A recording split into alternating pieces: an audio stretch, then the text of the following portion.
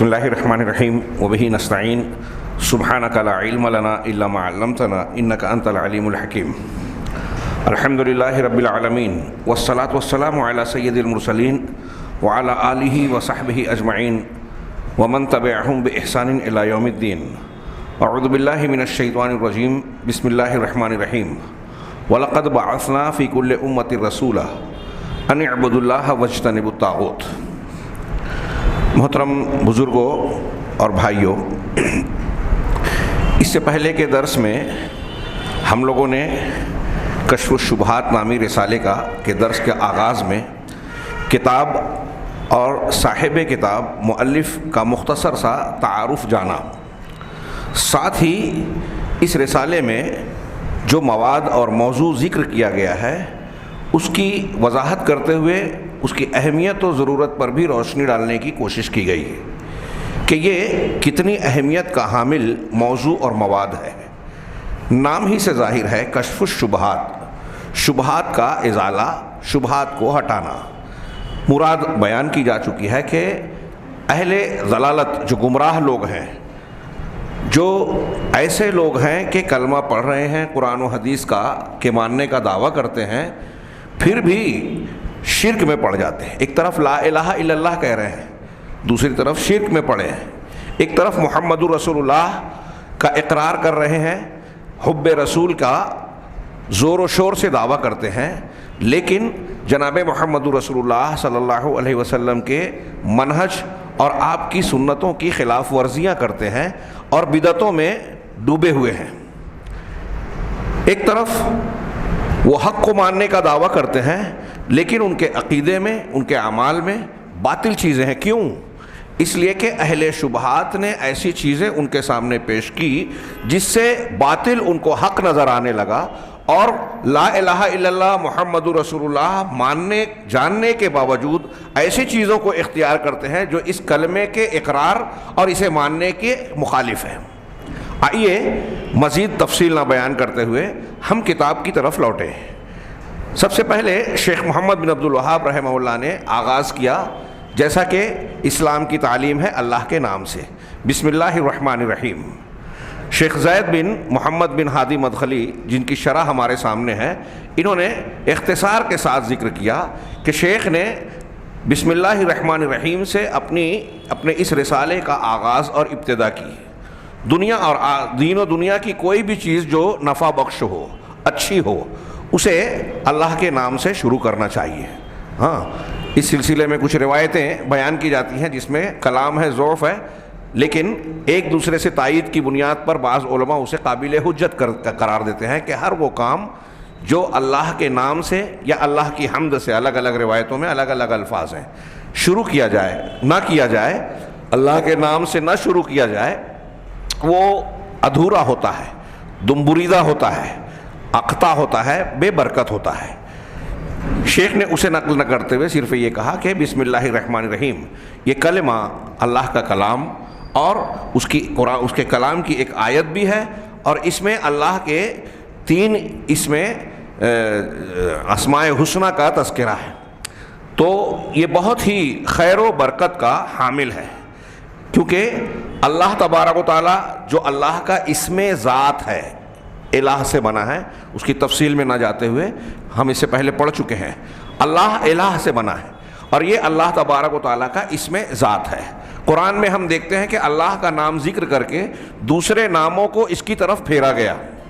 هو اللہ الذی لا الہ الا هو الملک القدوس السلام المؤمن المہیمن العزیز الجبار المتکبر۔ اللہ، اس کے سوا کوئی معبود برحق نہیں ہے، وہ الملک ہے، بادشاہ، ہاں، القدوس ہے، پاکیزہ، ہاں، المہیمن، الملک القدوس السلام۔ تو یہ نام اللہ کی طرف پلٹا ہے۔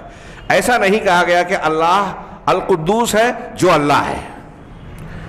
اس سے معلوم ہوا کہ اللہ تبارک و تعالیٰ کا نام اللہ اس کا اسم ذات ہے، اور مطلقاً جب اللہ کا یہ نام استعمال کیا جائے تو معنوی اعتبار سے اس کے تمام اوصاف اور صفات، اسماء حسنہ اس میں شامل ہوتے ہیں۔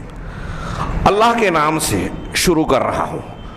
پھر اللہ کے ساتھ ساتھ الرحمن الرحیم 2 اور نام ہیں جو اللہ کی صفت رحمت سے مشتق ہیں، بنے ہوئے ہیں، اس کی صفت رحمت پر دلالت کرتے ہیں۔ رحمان عطشان کے وزن پر ہاں بہت پیاسا، فعلان کے وزن پر، اس وزن پر جو لفظ آتا ہے عربی زبان میں، اس میں کسی جو مادہ ہوتا ہے اس میں بھرا ہوا ہونا، امتلا اور زیادتی کا معنی ہوتا ہے، یعنی غضبان، غصے سے بھرا ہوا، ہاں عطشان بہت زیادہ پیاسا، شدت بتاتا ہے، ہاں امتلا اور بھرا ہونا بتاتا ہے، لبریز۔ تو جب رحمان کہا گیا، رحمت سے بھرا ہوا، اور رحیم بھی اللہ تبارک و تعالیٰ کا رحمت سے متعلق صفت ہے۔ ان دونوں کے درمیان فرق کی کرتے ہوئے کئی جملے سلف سے منقول ہیں۔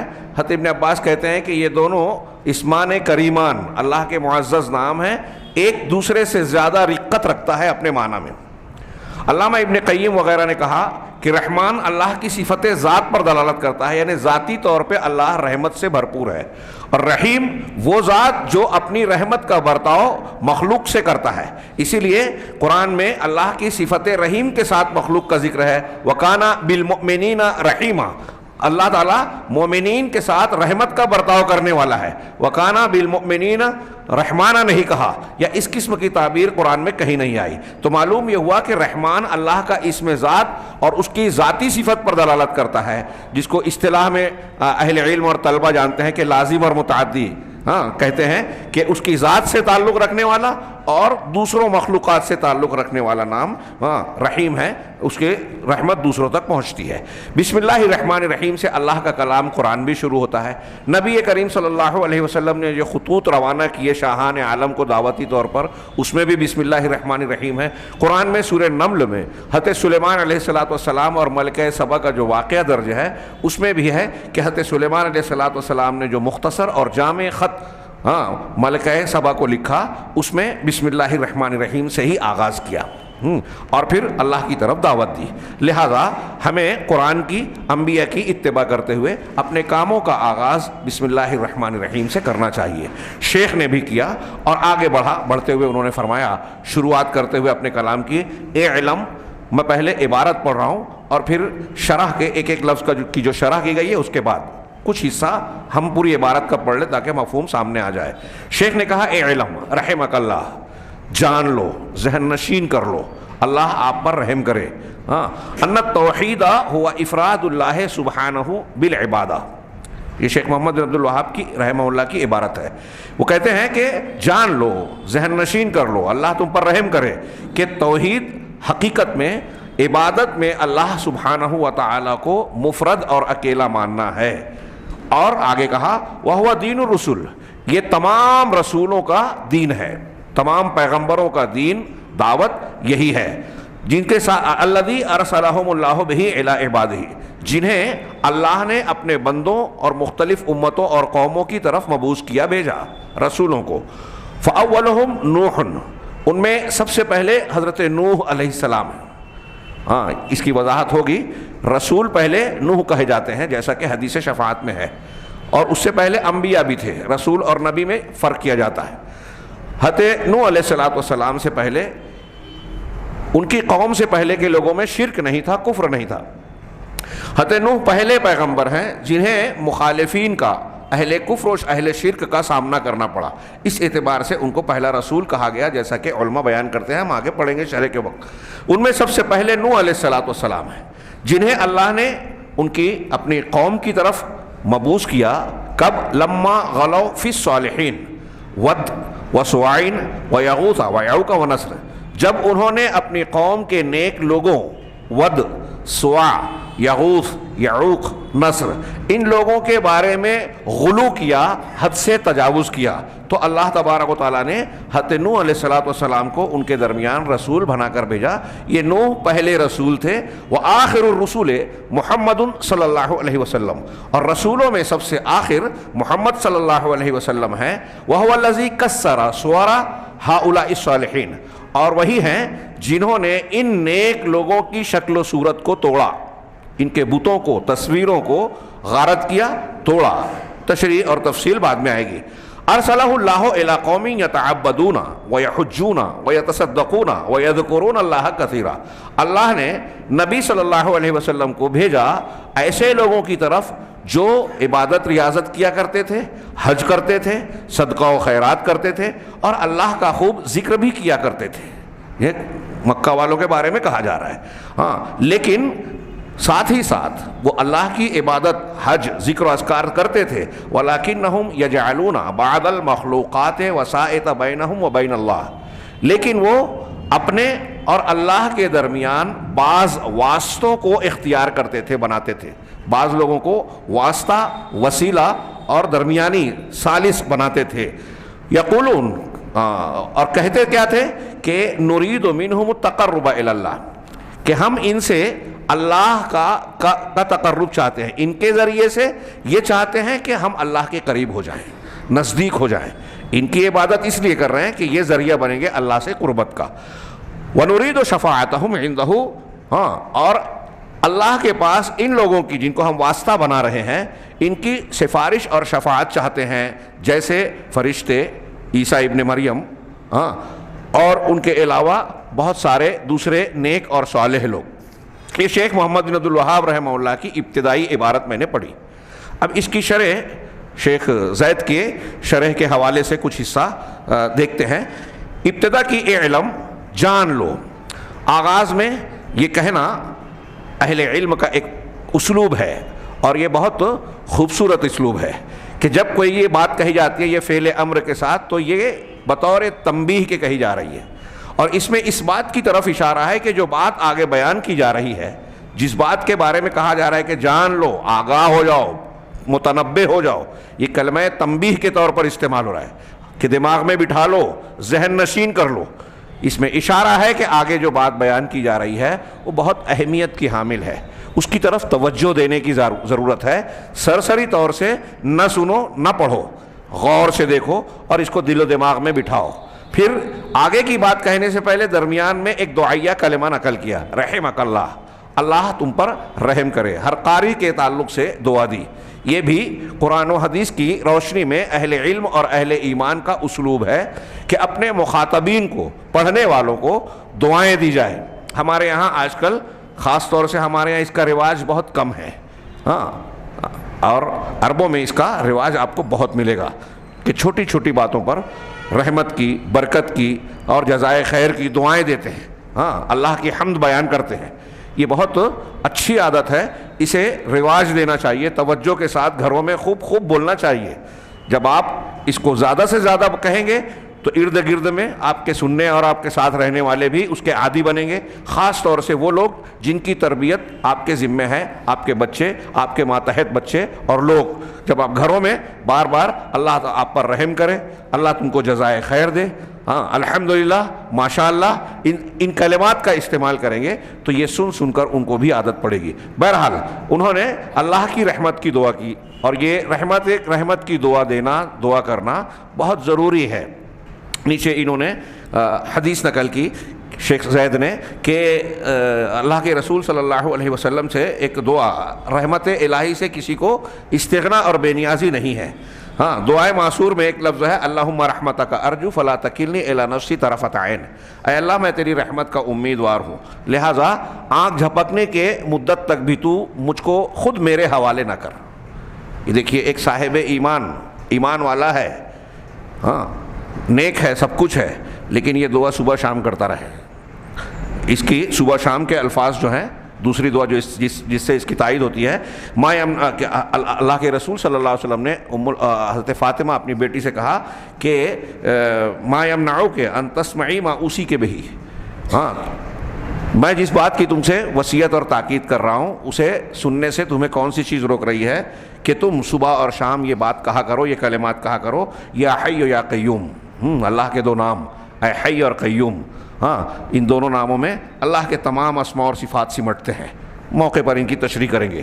اے حی اور اے قیوم، برحمتی کا استغیث، تیری رحمت کے ذریعے سے، وسیلے سے، سب سے جائز وسیلہ اللہ کے ناموں کا ہے، تیری رحمت کے وسیلے سے میں تجھ سے مدد مانگتا ہوں، فریاد کر رہا ہوں، کیا اصلح لی شانی کلہ، بڑی جامع دعا کہ میرے سارے معاملات کو تو درست کر دے، میرے لیے سارے معاملات کی اصلاح کر دے. ولا تکلنی الی نفسی طرفۃ عین، اور مجھے آنکھ جھپکنے، طرفۃ عین پلک کا جھپکنا، آنکھ جھپکنے کی مدت تک بھی خود مجھے اپنے حوالے نہ کر. کیوں؟ یہ ایک مومن کو یہ خیال ہمیشہ ہونا چاہیے، کسی گھمنڈ اور تکبر میں نہیں، کہ اگر ہم کو اللہ نے خود ہمارے حوالے کر دیا تو ہم تباہی کی طرف جا سکتے ہیں. اللہ تعالیٰ اگر توفیق چھین لے تو ایمان اور نیکیاں ساری کی ساری دھری کی دھری رہ جائیں گے. عبرت کے نصیحت کے بہت سارے واقعات ہمارے سامنے موجود ہیں. تو اس میں بھی دیکھیں، برحمتی کا استغیث، اللہ تیری رحمت سے، حی و قیوم تیری رحمت سے میں کے ذریعے مدد مانگتا ہوں. اور اللہ کے نبی صلی اللہ علیہ وسلم کی وہ حدیث آپ کے ذہن میں، ہمارے ذہن میں ہمیشہ ہونی چاہیے کہ اللہ کے رسول نے فرمایا کہ کوئی بھی شخص اللہ کی رحمت اور فضل کے بغیر جنت میں نہیں جائے گا. پوچھا گیا کہ آپ بھی؟ تو کہا ہاں میں بھی، ہاں میں بھی، الا یہ کہ اللہ اپنی رحمت اور فضل سے مجھے ڈھانپ لے. تو رحمت الہی کی کتنی شدید ضرورت ہے.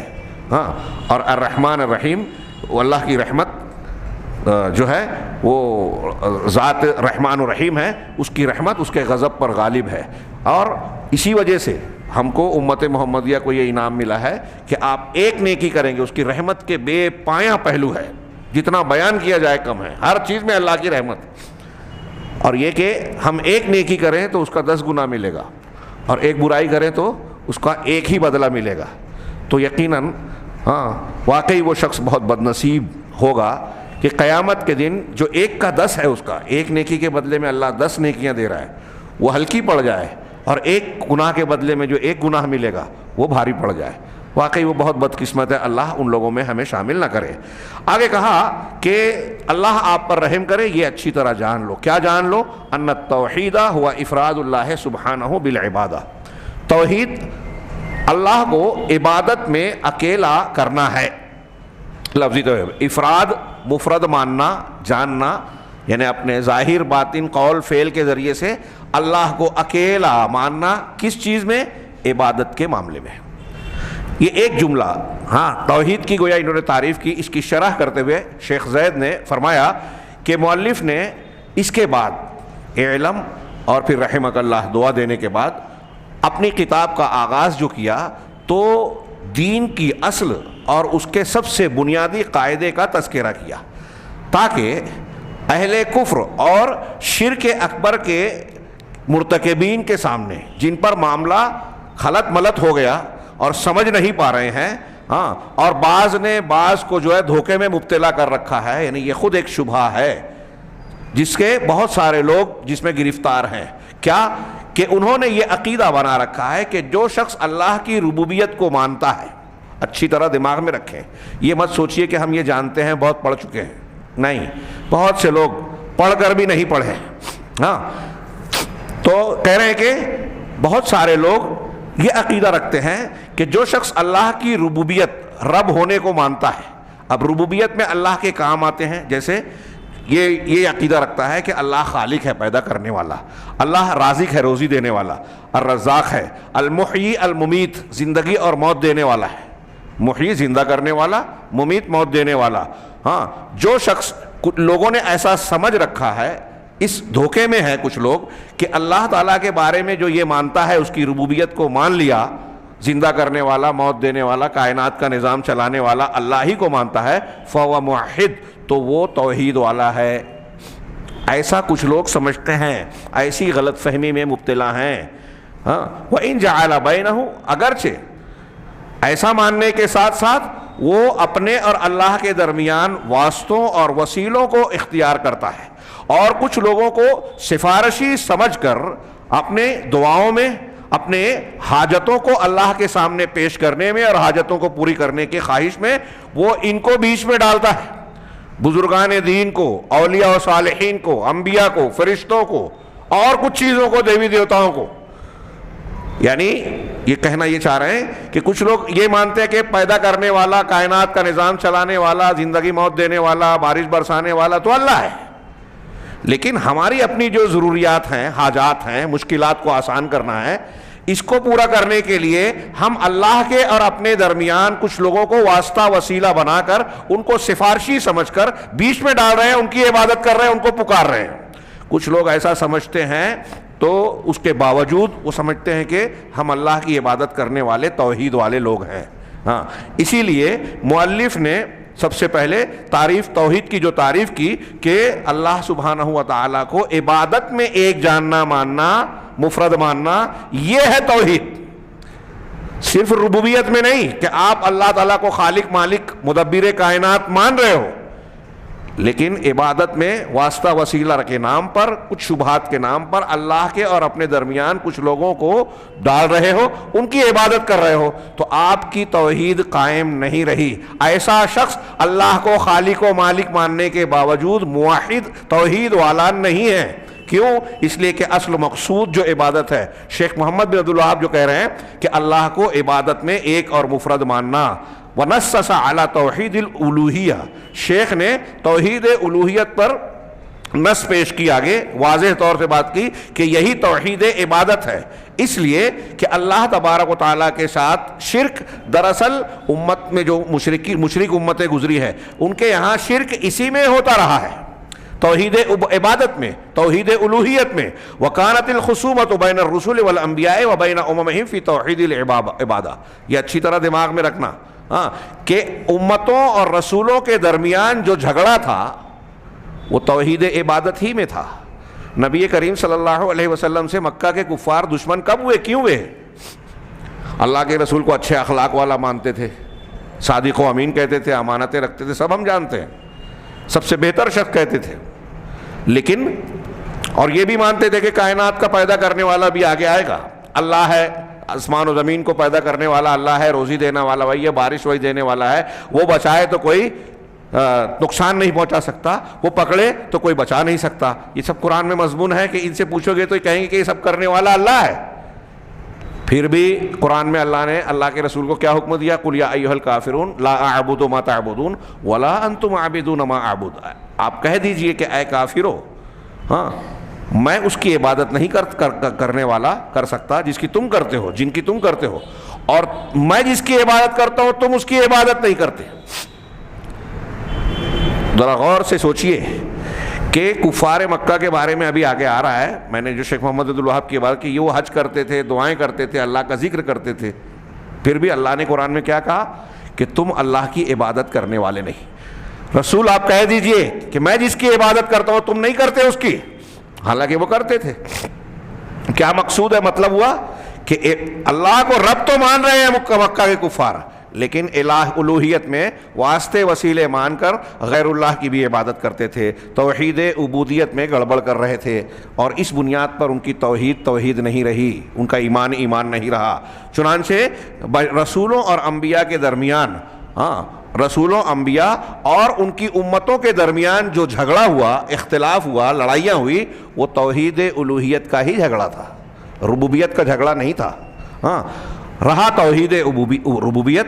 جہاں تک توحید ربوبیت کی بات ہے تو آپ دیکھیں گے کہ اس پر تمام لوگ ایمان رکھتے ہیں سوائے ملحدین کے، جو بالکل بددین اور منکرین خدا ہمارے ہاں جن کو کہا جاتا ہے، ملاحدہ کے، جو کہ رب سبحانہ و تعالیٰ پر اور کسی خالق و مالک پر ایمان نہیں رکھتے، بلکہ وہ یہ مانتے ہیں کہ کائنات کو طبیعت اور نیچر نے پیدا کیا، اتفاق سے، خود بخود.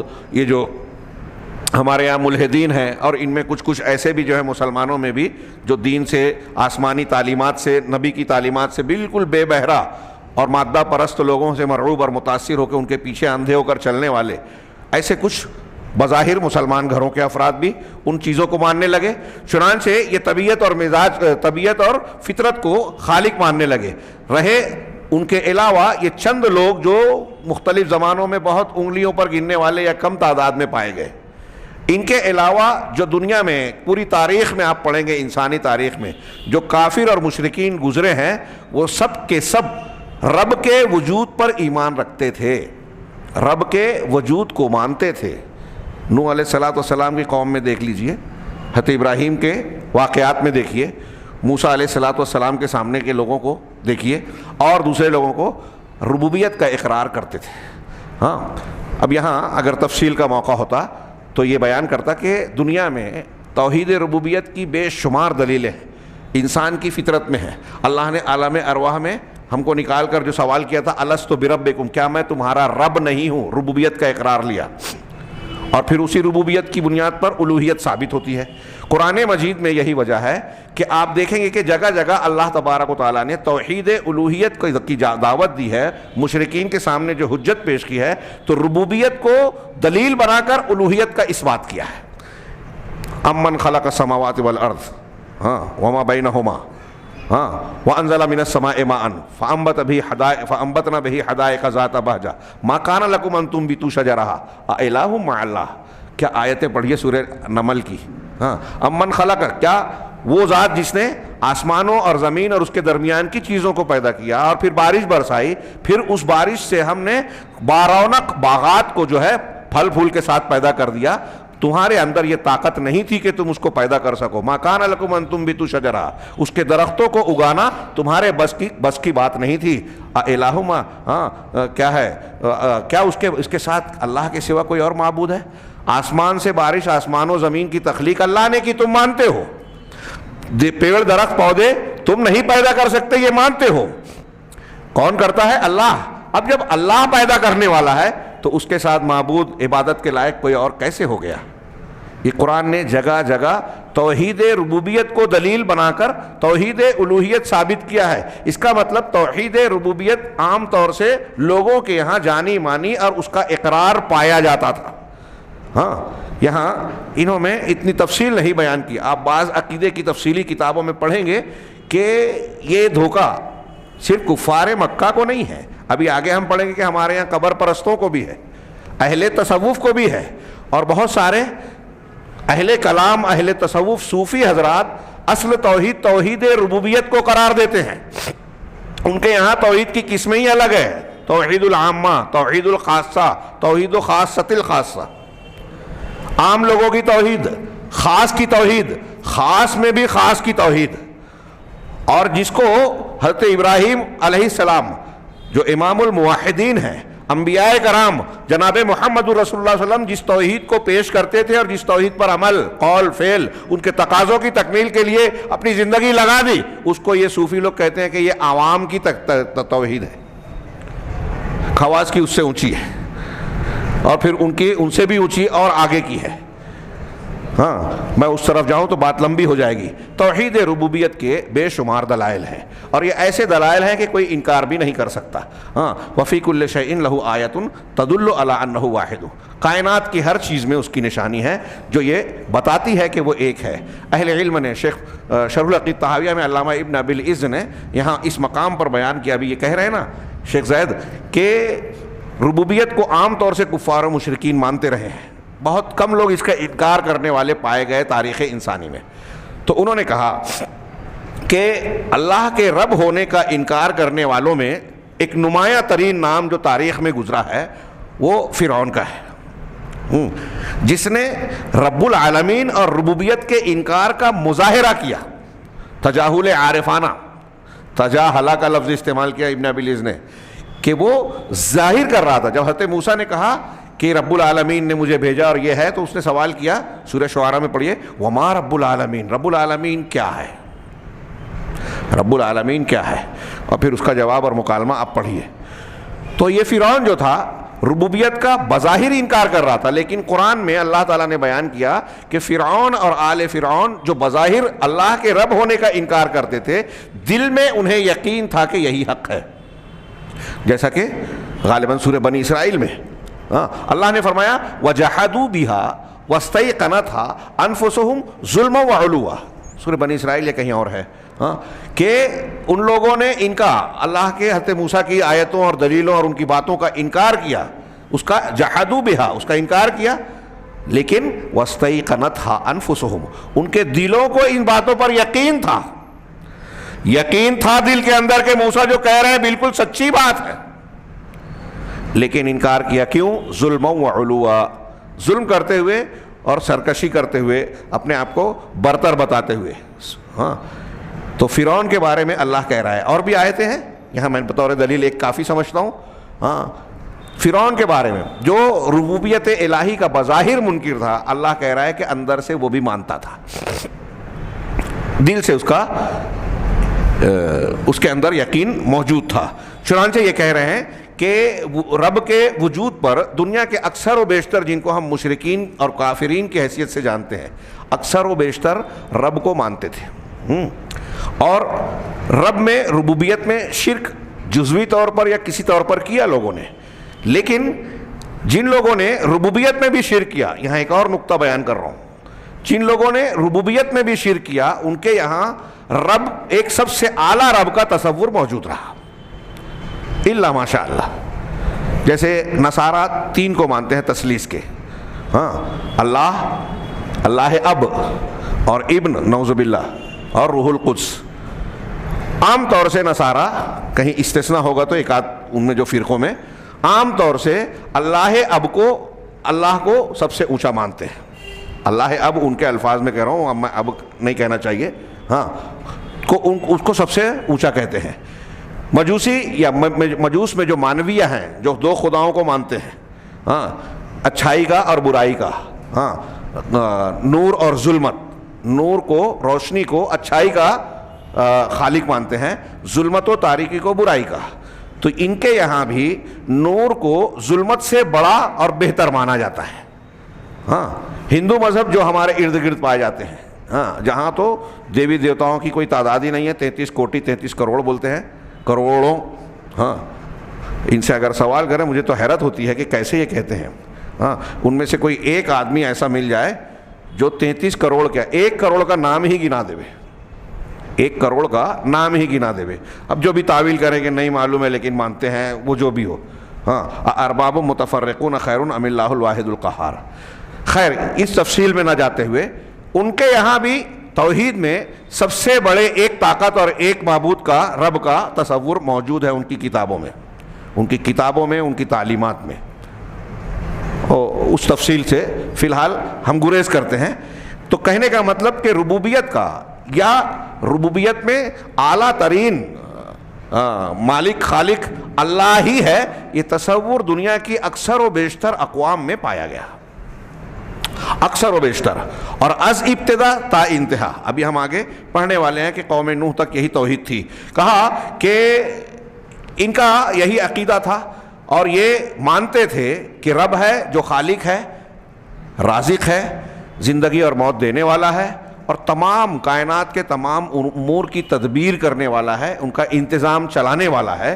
وَظَنُّوا بِأَنَّ هَذَا هُوَ التَّوْحِيدُ، اور ان کافروں مشرکوں کا یہ خیال تھا کہ یہی توحید ہے، کہ ہم اللہ کو خالق مانتے ہیں، مالک مانتے ہیں، زندگی موت دینے والا مانتے ہیں، کائنات کا نظام چلانے والا مانتے ہیں، یہی توحید ہے۔ یہ ان کی غلط فہمی تھی۔ چنانچہ شیخ زید کہہ رہے ہیں کہ شیخ محمد بن عبد الوہاب رحمہ اللہ نے اس سب سے پہلے اس شبہے کا رد کیا اپنے اس کتاب اور رسالے میں، ہاں، وَإِلَّا، ورنہ حقیقت میں اگر دیکھیں تو توحید کی جو پوری تعریف ہوگی اس میں توحید کی تینوں قسموں کو سمیٹا جائے گا۔ اور وہ کیسے پوری تعریف ہوگی کہ توحید کی تعریف، توحید کسے کہیں گے؟ تو ہم کہیں گے ہوا افراد اللہ تعالی بالعبادہ والاقرار له بالربوبیہ والایمان باسمائہ الحسنى وصفاتہ العلی۔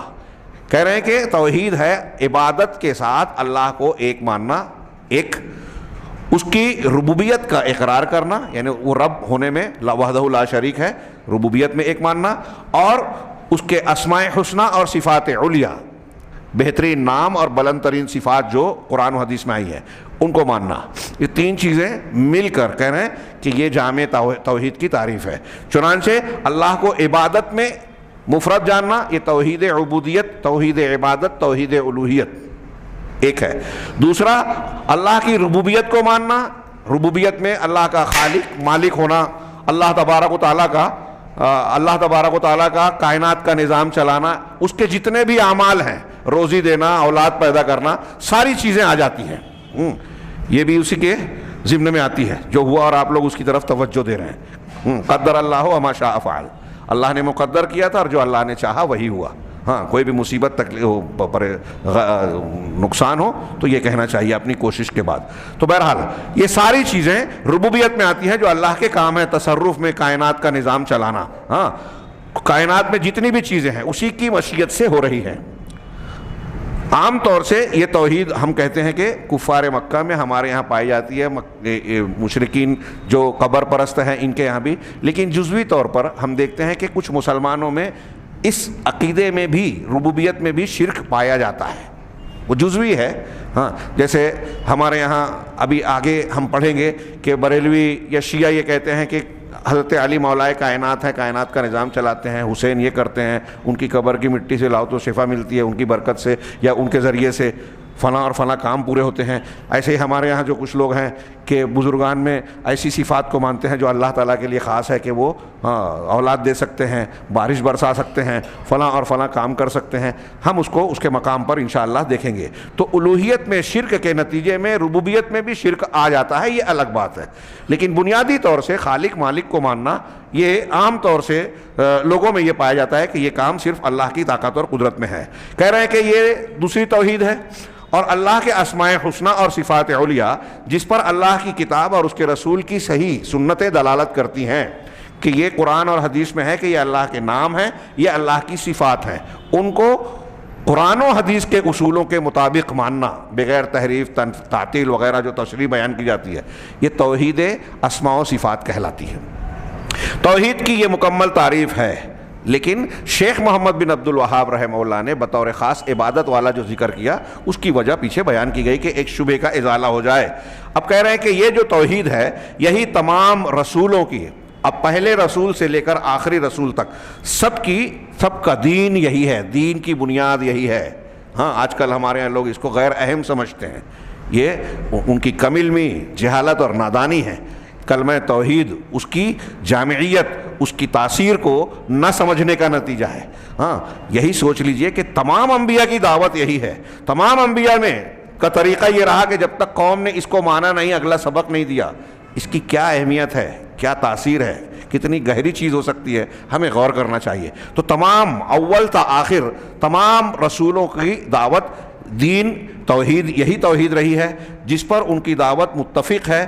چنانچہ کوئی بھی شخص روئے زمین پر، کسی بھی امت کا کوئی شخص مومن اور صاحب ایمان جنت میں جانے کے لائق ہو ہی نہیں سکتا مگر اسی وقت جب وہ اپنی عبادات کے سارے کاموں کو ظاہراً اور باطناً صرف اللہ کے لیے خاص کرے اور عبادت میں اللہ کو اکیلا جانے اور اس کی ربوبیت کا اقرار کرے اور اس کے اسماء حسنہ اور صفات علیٰ کا صحیح طریقے پر یقین اور ایمان رکھے۔ جو شخص علماً، عملاً، ظاہراً، باطناً اس کو اختیار کرے گا، عبادت میں، ربوبیت میں، اسماء و صفات کے معاملے میں ٹھیک توحید کو ظاہراً، باطناً، عملاً، قولاً، فعلاً، اعتقاداً جو اختیار کرے گا وہی توحید والا ہے، موحد ہے، جنت میں جانے کے لائق ہے۔ اور جو شخص توحید ربوبیت کا اقرار کرتا ہے لیکن توحید الوہیت میں گڑبڑ کرتا ہے، اس کو ثابت نہیں کرتا، اس میں شرک کر رہا ہے، تو ایسا اس کا ربوبیت کا ماننا کبھی بھی اس کو فائدہ نہیں دے گا۔ اسی کے معاملے میں انبیاء اور ان کی امتوں کے درمیان جھگڑے اور لڑائیاں ہوئیں جب انہوں نے اللہ تبارک و تعالیٰ کے ساتھ کو عبادت میں مفرد اور اکیلا جانا اور اقرار کر لیا کہ اللہ تبارک و تعالیٰ ہی رب ہے، خالق ہے، رازق ہے، حیات اور ممات، زندگی اور موت دینے والا ہے، کائنات کا چلانے والا ہے۔ اگر یہ مانا بھی، لیکن اگر توحید الوہیت میں گڑبڑ کی تو انبیاء کا ان سے جھگڑا رہا، مخالفت رہی اور ان کا یہ ماننا کوئی فائدہ مند نہیں رہا۔ کہہ رہے ہیں آگے شیخ محمد بن عبد الوہاب کی جو عبارت ہے کہ یہی رسولوں کا، پیغمبروں کا دین ہے جن کو اللہ نے اپنے بندوں کی طرف بھیجا۔ ان میں سب سے پہلے نوح ہے جن کو اللہ نے ان کی قوم کی طرف اس وقت بھیجا جب انہوں نے اپنی قوم کے نیک لوگوں کے سلسلے میں غلو کیا۔ اس کی شرح کرتے ہوئے کہہ رہے ہیں کہ پھر مؤلف نے یہ بات بتائی کہ یہ توحید اس معنی میں پیغمبروں کا دین ہے، یعنی ہر رسول نے اپنے قوم کو اس توحید کو ثابت اور محقق کرنے کی دعوت دی اور اللہ کے ساتھ شرک سے بچنے کی دعوت دی۔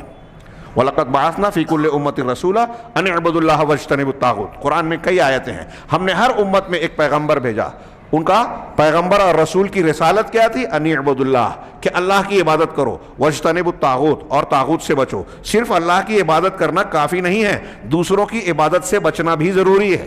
ایک آدمی اللہ کی عبادت کر رہا ہے وعبد اللہ اتنا نہیں کہا رسولوں نے، ساتھ ساتھ یہ کہا کہ طاغوت سے بچو، یعنی اللہ کے سوا جن کی عبادت کی جاتی ہے ان سے بچو، ان سے لا تعلقی کرو۔ اسی لیے ہمارے جس کلمے سے انسان اسلام میں داخل ہوتا ہے اس میں پہلے دوسرے معبودوں کا انکار ہے، نفی ہے، لا الہ، کوئی معبود نہیں الا اللہ، سوائے اللہ کے، تو اللہ کی سوا باقی تمام کی نفی کرنا یہ بھی ضروری ہے، تبھی توحید متحقق ہوگی۔ آگے یہ دین جیسا کہ اللہ تبارک و تعالیٰ نے رسولوں کی دعوت کی خبر دے کر بتایا، سورہ اعراف اور دوسری صورتوں میں اللہ تعالیٰ نے کئی پیغمبروں کی زبانی یہ جملہ نقل کیا کہ اپنی قوم کے لوگوں سے انہوں نے کیا کہا، یا قوم اعبدوا اللہ ما لکم من الہ غیرہ، اے میری قوم کے لوگوں اللہ کی عبادت کرو، تمہارے لیے اللہ کے سوا اس کے علاوہ کوئی معبود عبادت کے لائق نہیں ہے۔ تمام پیغمبروں کی پہلی دعوت یہ قرآن بیان کرتا ہے۔ جب سارے پیغمبروں کی یہی دعوت ہے تو ہمارے یہاں بھی تمام جماعتوں کو جو قرآن حدیث کی دعوت کا دعویٰ کرتے ہیں یہی ہونا چاہیے، مگر افسوس آج آپ دعات کو دیکھیے، ان کی دعوت توحید سے بہت دور کہیں کہیں نظر آتی ہے، جب ان کے یہاں خود ہی صحیح توحید نہیں ہے، توحید کی اہمیت نہیں ہے۔ ابھی میں بیان کرتے کرتے درمیان میں کہہ رہا تھا کہ بہت سے لوگ اسے غیر اہم سمجھتے ہیں، یہ ہمارے ماحول کا نتیجہ ہے کہ جہالت ہے، جہالت کا غلبہ ہے، دین کے نام پر بھی دین سے دور ہیں لوگ، دین کا کام کر رہے ہیں اور دین کی بنیادیں رسولوں کے اعتبار سے نہیں جانتے۔ وہ تفصیل انشاءاللہ پھر کسی موقع پر آتی رہتی ہے۔ ہم آگے بڑھتے ہیں یہاں کہ تمام رسولوں کی یہ ہے، یہ ان رسولوں میں سب سے پہلے من اولہم نوح علیہ السلام الی آخرہم محمد، نوح علیہ السلام سے لے کر ان کے سب سے آخر محمد صلی اللہ علیہ وسلم تک۔ اب یہاں ایک بات کا ذکر ہوا جو میں نے ابھی کہا تھا کہ حضرت نوح علیہ السلام سے پہلے بھی لوگ تھے، حضرت آدم علیہ السلام، اور نوح علیہ السلام اور آدم علیہ السلام کے درمیان بھی کچھ انبیاء کا تذکرہ تاریخ میں حدیثوں میں ملتا ہے، حضرت ادریس، حضرت شیس علیہ السلام۔ تو حضرت نوح کو کیسے کہا گیا اس بارے میں آگے انہوں نے کہا کہ حضرت ابن عباس رضی اللہ تعالیٰ عنہ سے مروی ہے، نیچے حاشیے میں حوالے اور تفصیلات دی ہوئی ہے، یہ روایتیں صحیح ہے۔ حضرت ابن عباس سے مروی ہے، وہ کہتے ہیں کہ لوگ ان الناس بین آدم و نوح 10 قرون، حضرت آدم اور نوح علیہ السلام کے درمیان لوگ 10 نسلوں کے تھے، 10 پیڑھیاں۔ قرون کا لفظ ہے، قرون قرن 100 سال کو بھی کہتے ہیں، یہاں ہم پیڑھی کا ترجمہ کر رہے ہیں، ایک نسل، تو 10 صدیاں یا 10 نسلیں، حضرت آدم سے لے کر حضرت نوح علیہ السلام کے درمیان 10 نسلیں تھیں۔ وہم علی الحنیفیۃ السمحۃ علی الدین الحق، اور یہ سب کے سب حنیفیت، سادہ سودہ حنیفیت پہ تھے۔ حنیف کہتے ہیں سب سے کٹ کر صرف اللہ کی طرف رخ کرنے والا۔ حضرت ابراہیم کے تذکرے میں بار بار یہ صفت اللہ نے بیان کی ان کی۔ تو حنیفیت یعنی سیدھا دین، السمحہ سادہ، علی الدین الحق، دین حق پر تھے۔ یہاں ایک روایت کو نقل کیا بزار اور دوسری کئی کتابوں کے حوالے سے کہ حضرت ابن عباس سے یہ الفاظ ہیں کہ نوح علیہ السلام اور آدم علیہ السلام کے درمیان 10 نسلیں تھیں، 10 پیڑھیاں تھیں، سب کے سب حق شریعت حق پر تھے۔ اس کے بعد یعنی نوح علیہ السلام کے زمانے میں یا ان کی قوم سے اس کے بعد جو ہے ان کے اندر اختلاف پیدا ہوا۔ کیسا اختلاف؟ دین کی بنیاد میں، عقیدے میں اختلاف پیدا ہوا، اور جب اختلاف ہوا تو پھر اللہ تعالیٰ نے انبیاء اور رسولوں کا سلسلہ شروع کیا۔ فبعث اللہ النبیین مبشرین ومنذرین، بشارت دینے والے اور ڈرانے والے بنا کر اللہ نے انبیاء کو بھیجا۔ اب یہاں کئی باتیں ذہن نشین کرنے کی ہے۔ حضرت ابن عباس رضی اللہ تعالیٰ عنہ کہہ رہے ہیں کہ حضرت نوح سے پہلے 10 صدیاں تک شرک نہیں تھا، آگے آ رہا ہے، دین حق پر تھے۔ اس سے پہلے جو ان کے گناہ تھے شرک اور کفر سے کمتر تھے، جیسے قتل، قابیل نے حابیل کو قتل کیا، حسد، جلن، چوری، ایک دوسرے پر ظلم و زیادتی، گالی گلوچ، اخلاقیات اور دوسری چیزیں۔ شرک اور کفر نہیں تھا۔ یہ اچھی طرح دماغ میں بڑھے۔ جتنی آسمانی کتابیں ہیں ان سے اسی کی تائید ہوتی ہے، قرآن حدیث سے تو ہوتی ہے۔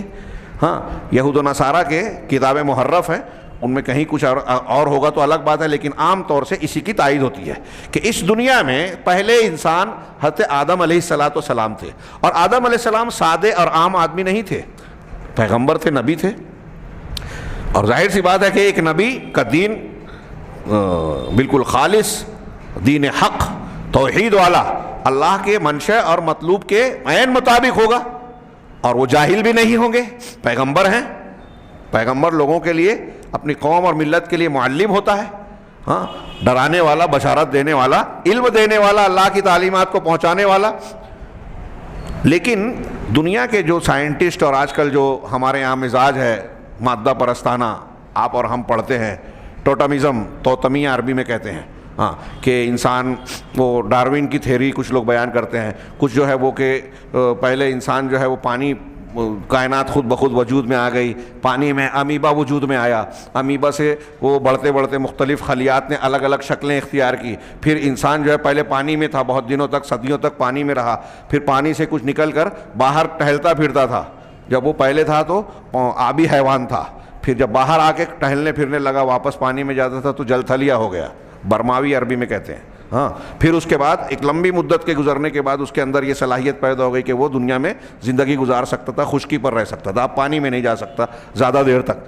اب جب خشکی میں رہنے لگا تو پہلے ننگ دھڑنگ تھا، تہذیب اور علم سے ناواقف تھا، تمدن سے ناواقف تھا، جانوروں کی طرح رہتا تھا، پھر وہ جو بیان کرتے ہیں کہ پتھر کا دور، لوہے کا دور، ہڈیاں استعمال کرتا تھا، یہ کرتا تھا، جنگلوں میں رہتا تھا، آج کل وہ اشتہار میں بھی آتا ہے کہ وہ پہلے پھر آگ پتہ چلی، پھر یہ پتہ چلی، پھر اس میں پھر فلاں فلاں چیز کو معلوم کیا، پھر ترقی ہوتی گئی۔ ایسے ہی مذہب کے معاملے میں پہلے شرک کیا، بعد میں دیوی دیوتا کا تصور آیا، شیطان نے خواب دکھایا، فلاں جگہ جا کے کھودو وہاں یہ ملے گا، وہاں جا کے کھودا وہی مل گیا، تو کہا یہاں جو دفن تھے اس کو معبود بنا لو، پھر ایک قبیلے نے اس کو بنا لیا، دوسرے قبیلے نے اس کو بنا لیا، پھر 5-7 کسی کے ہو گئے، کسی کے 100-50 ہو گئے، پھر دونوں میں جھگڑا ہوا، جو جھگڑا ہوتا تھا جو غالب آ گیا اس کے معبود کو زیادہ طاقتور مان کے اس کو مان لیتے تھے، پھر کہیں کہیں یہ معبود گھٹتے گھٹتے 1 تک آ گئے، کہیں 3 تک آ گئے، کہیں کچھ ہو گئے، کہیں بہت ساروں کو مانا گیا۔ یہ ٹوٹمزم اور اس طرح کا جو تصور پیش کیا جاتا ہے یہ انتہائی بکواس اور غلط ہے۔ دنیا میں اس عقیدے اور نظریے کے مطابق دنیا کا پہلا انسان غیر مہذب، جنگلی، تہذیب اور علم سے ناآشنا تھا، قرآن حدیث اس کا رد کرتی ہے۔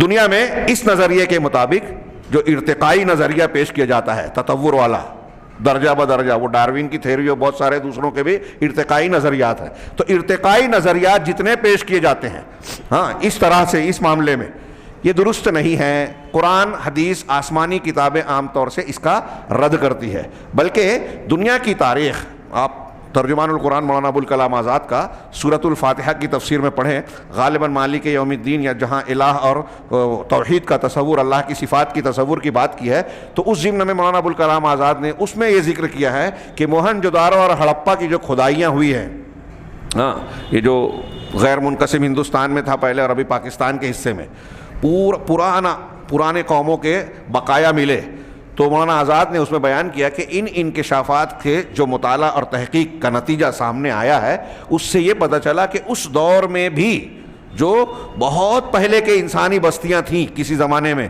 اس زمانے کے لوگ بھی ایک الہ کو ماننے کا عقیدہ رکھتے تھے، ان کے یہاں توحید پائی جاتی تھی۔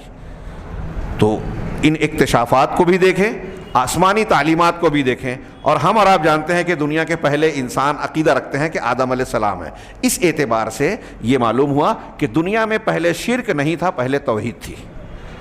توحید سبقت رکھتی ہے شرک پر، پہلے توحید تھی، شرک بعد میں آیا، جیسا کہ یہاں بھی ہو رہا ہے کہ آدم علیہ السلام سے نوح علیہ السلام کے درمیان 9 پیڑھیاں تھیں، سب کے سب دین حق پر تھے، صحیح دین پر تھے، پھر اس کے بعد شرک پھیلا، ہاں، جب نیک لوگوں کے سلسلے میں ان لوگوں نے غلو کیا، اور وہ کیسے کیا، روایتوں میں یہ بھی موجود ہے، بخاری وغیرہ میں حضرت ابن عباس کا قول کہ نوح علیہ السلام کی قوم کے 5 بڑے نیک لوگ تھے، ود، سوا، یغوث، یعوق، نصر، جس کا تذکرہ شیخ محمد عبد الوہاب نے بھی کیا کہ ان کے بارے میں جب غلو کر کے شرک میں پڑ گئے لوگ تو نوح علیہ السلام مبعوث ہوئے۔ تو یہ جو 5 لوگ تھے، ہاں، ان کی اموات ہو گئی، آس پاس کی مدت میں ان کی وفات ہو گئی، تو شیطان نے آ کر قوم کے لوگوں سے کہا کہ ارے اتنے اچھے لوگ تھے، نیک لوگ تھے، ان کی یادگار کے لیے کچھ تصویریں بنا لو، جہاں یہ بیٹھتے تھے، ان کی جو مجلسیں تھیں یا کچھ خاص مقامات، ان کا بت بنا لو، تصویریں بنا لو، ان کو دیکھ کر ان کی یاد تازہ ہوگی۔ دیکھیں شیطان کہاں سے چلتا ہے، اور لوگوں نے بنا لیا۔ یہ بدعت تھی، ابھی شرک نہیں ہے، ہاں، یہ غلو ہے، بدعت ہے، بزرگوں کی یادگار کے طور پر کہ ان کو دیکھ کر ہم ان کی یاد تازہ کریں گے اور ان کو اپنے لیے نمونہ بنائیں گے۔ بظاہر اس میں کوئی بدنیتی نہیں ہے، بدعت اچھی نیت سے ہی شروع ہوتی ہے. ہاں اب اس کے بعد جب ایک پیڑھی گزر گئی تو شیطان نے آ کے اگلی نسل کو کہا یہ جو بت ہیں، تصویریں ہیں، مجسمے ہیں، تمہارے باپ دادا ان کو واسطہ وسیلہ بنا کر، سفارش سمجھ کر ان کی عبادت کرتے تھے تاکہ اللہ تبارک و تعالیٰ سے تم کو یہ قریب کر دیں. تو وہ ان سے مدد مانگتے تھے، ان تصویروں سے، ہاں ان سے بارش طلب کرتے تھے. چنانچہ نتیجے میں یہ بت ان کی عبادت کے نتیجے میں ان کی مدد کرتے تھے، بارش دیتے تھے، مشکلات کو آسان کرتے تھے، ہاں دستگیری کرتے تھے، ہاں کوئی غوثیت کرتا تھا، کوئی فلانیت کرتا تھا، کوئی فلانیت جیسے ہمارے یہاں نام رکھ دیا. تو شیطان نے جب ان کو یہ پٹی پڑھائی تو ان کی اگلی نسل، حضرت ابن عباس کا جملہ ہے بخاری میں کہ فَلَمَّا نُسِيَ الْعِلْمُ عُبِدَتْ، جب علم بھلا دیا گیا تو ان کی عبادت ہونے لگی. جہالت سے شرک آتا ہے، یہ دونوں لازم و ملزوم ہیں. دنیا میں جتنی بھی گمراہیاں ہیں وہ ظلم اور جہالت کی جڑ سے پیدا ہوتی ہیں. تو جب علم بھلا دیا گیا، یعنی جو پہلی نسل کے لوگ تھے جنہوں نے تصویریں مجسمے بنائے تھے، ان کو یہ علم تھا کہ یہ تصویریں مجسمے جو ہے یہ کس لیے بنائے گئے ہیں؟ یادگار کے لیے. اب یہ علم بھلا دیا گیا، اگلی نسل یہ سمجھنے لگی، شیطان نے یہ پڑھا دیا ان کو کہ ان کو واسطہ وسیلہ بنا کر پوچھتے تھے تمہارے باپ و اجداد. اب باپ دادا کا دین، اب باپ دادا ہے تو پھر اندھے ہو کے آدمی ماننے لگتا ہے. آج بھی ہم دیکھیں پورکھوں سے چلا آ رہا ہے، وہ چیز نہیں چھوٹے گی. قرآن حدیث کی تعلیم اور دلیل پیش کیجئے، قابل قبول نہیں ہوگی. لیکن باپ دادا کا حوالہ دیجئے تو وہاں آدمی جو ہے یہ بہت بڑا گمراہی کا راستہ اور طریقہ ہے. کہہ رہے ہیں کہ جب شیطان نے یہ پٹی پڑھائی تو ان بتوں کی عبادت شروع ہو گئی. یہی عین شرک تھا. روئے زمین کا پہلا شرک قوم نوح میں ہوا، اور کس وجہ سے ہوا یہ میں نے سرسری طور سے بیان کیا، انہوں نے اس کا ذکر کیا. آگے کہہ رہے ہیں کہ یہی شرک جو قوم نوح میں تھا، یہ کہ وہ لوگ نظر و نیاز کرتے تھے بتوں کے نام پر، ان سے دعا کرتے تھے، ان سے فریاد طلب کرتے، ان کی طرف رغبت اور ڈر رکھتے تھے، ان کی طرف رغبت کرتے، ان سے ڈرتے، اور اس کے علاوہ جو دوسری عبادات کی قسمیں ہیں وہ اپنے بتوں اور تصویروں کے لیے کرنے لگے. تب اللہ تبارک و تعالیٰ نے اپنے رسول نوح علیہ السلام کو ان کی طرف بھیجا تاکہ وہ اللہ کی عبادت اور توحید کی طرف بلائیں، اور اس شرک سے جس میں وہ مبتلا ہو گئے تھے ان کو روکیں اور منع کریں. اللہ حجت پوری کرتا ہے، ہاں، اور جو بھی اللہ کے علاوہ جن کی بھی عبادت کی جا رہی ہے ان کو چھوڑ دے. اور وہ لوگ قوم نوح کے وہ لوگ اس بات کا اقرار کرتے تھے کہ اللہ خالق ہے، اللہ روزی دینے والا ہے، اللہ محیی اور ممیت ہے، یعنی زندگی اور موت دینے والا ہے، المدبر لجمیع الامور، تمام کائنات کے نظام کا انتظام اور تدبیر کرنے والا ہے. ہاں، لیکن اس اقرار نے ان کو کوئی فائدہ نہیں دیا جب تک کہ انہوں نے توحید الوہیت کو اختیار نہیں کیا. جن لوگوں نے نہیں کیا تو پھر وہ عذاب کا شکار ہوئے، بعد میں طوفان میں جو ہے وہ گرفتار کیے گئے. پھر اس کے بعد شیخ نے آخری پیغام شرح میں کہا کہ حضرت نوح علیہ السلام کے بعد اب جب یہ سلسلہ آگے بڑھا، اگرچہ قوم نوح تباہ کی گئی لیکن اب اگلی نسل آئی، وہاں بھی جو ہے وہ اس طرح کی شرکیات پیدا ہوئی. تو پھر اس کے بعد رسولوں کا سلسلہ شروع ہو گیا. اللہ نے فرمایا ثم ارسلنا رسلنا تترا، ہم نے پھر اس کے بعد لگاتار یک کے بعد دیگرے مسلسل رسولوں کو بھیجا، اور سب کی دعوت یہی تھی کہ پوری مخلوق کو اللہ تبارک و تعالیٰ کی توحید کی طرف بلائیں تاکہ وہ عبادات کی تمام قسموں کو صرف اللہ کے لیے خاص کرے، عبادت میں اللہ کو اکیلا مانے، اس کا حقدار مانے. ہاں، اور شرک کی جتنی بھی قسمیں ہیں ان تمام سے اپنے آپ کو بچائیں. ہاں، چنانچہ توحید پوری نہیں ہو سکتی، یہ دماغ میں بٹھائیں کہ ہماری اور آپ کی اور کسی کی بھی توحید صحیح نہیں ہو سکتی جب تک کہ اس کی ضد سے آدمی پاک صاف اور بری نہ ہو جائے.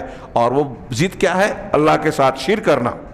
ہاں، اب امتیں برابر آتی رہیں اور ان کے اندر رسولوں کو بھی مبعوث کیا جاتا رہا اسی دعوت کے ساتھ میں، اس لیے کہ یہ دعوت تمام پیغمبروں کی اصل اور دین کا بنیادی قاعدہ ہے کہ توحید کو اختیار کیا جائے اور شرک سے اس کے تمام صورتوں اور وسیلوں کے ساتھ بچا جائے.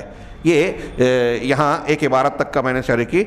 پہلے رسول نوح تھے، جب انہوں نے اس وقت اللہ نے بھیجا جب قوم نوح کے صالح ود سوا یغوث وغیرہ کو اللہ کے سلسلے میں قوم نے غلو کیا. اب اگلا جو جملہ ہے کہ ان رسولوں میں سب سے آخر محمد صلی اللہ علیہ وسلم، جنہوں نے صالحین کی ان تصویروں کو توڑا اور پھر کن لوگوں میں بھیجے گئے، انشاءاللہ اگلے درس میں ہم اس کی تفصیل پڑھیں گے. اللہ تبارک تعالی ہمیں صحیح دین کو سمجھنے اور اس کو اختیار کرنے کی توفیق عطا فرمائے اور ہر قسم کے شبہات اور گمراہیوں سے ہمیں محفوظ رکھے. وآخر دعوانا ان الحمد للہ رب العالمین وصلی اللہ علی نبینا محمد.